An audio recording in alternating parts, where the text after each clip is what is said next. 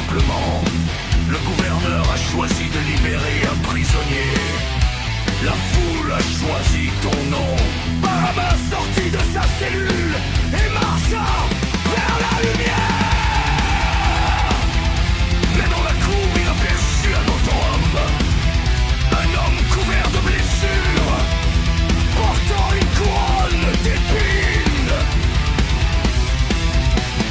Nos regards se croisèrent.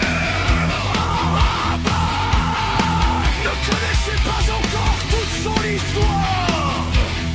Il demanda qui est cet homme. Personne ne répondit. Jésus passa devant lui silencieux, puis continua son chemin vers la croix. Resta figé.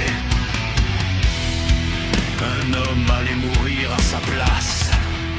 Cette pensée ne le quitta plus. Des années passèrent, Barabbas porta de reprendre sa vie. Mais chaque nuit, il revoyait son visage.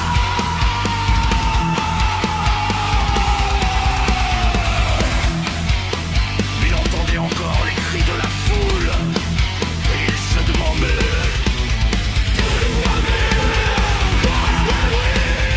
il avait été condamné à mourir.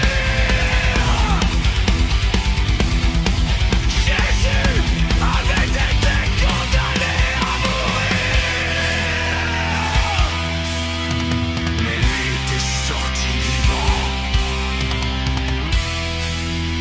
À partir de ce jour, Barabbas porta un poids plus lourd que les chaînes qu'il avait autrefois au poignet.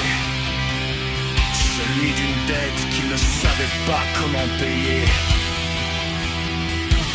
Et chaque fois qu'il entendait parler de Jésus, il se souvenait de cette rencontre. L'homme qui était mort à sa place. L'homme qu'il n'avait jamais oublié.